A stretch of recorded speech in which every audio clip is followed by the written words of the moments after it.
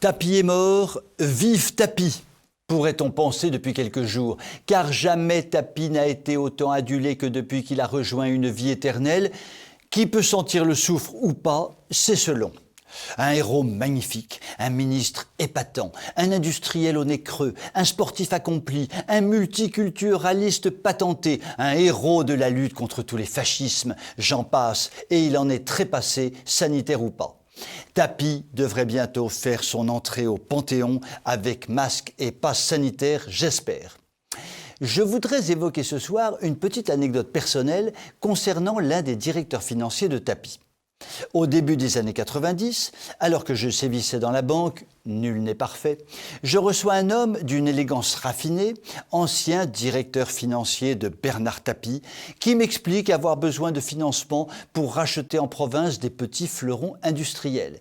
Il vient justement de jeter son dévolu sur l'un des clients de ma banque, une entreprise d'exception existant depuis des dizaines d'années, remarquablement gérée et dotée d'une trésorerie florissante.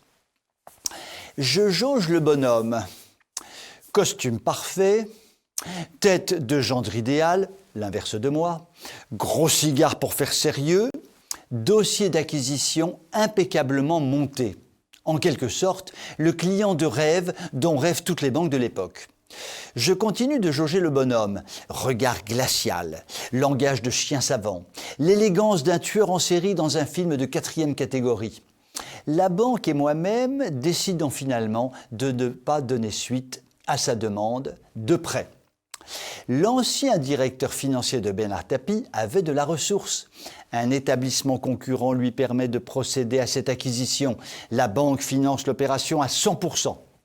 Nous apprendrons ultérieurement que ce charmant jeune homme a réalisé en quelques mois une douzaine d'acquisitions de ce type, financées à 100% par les banques. Merci les banques!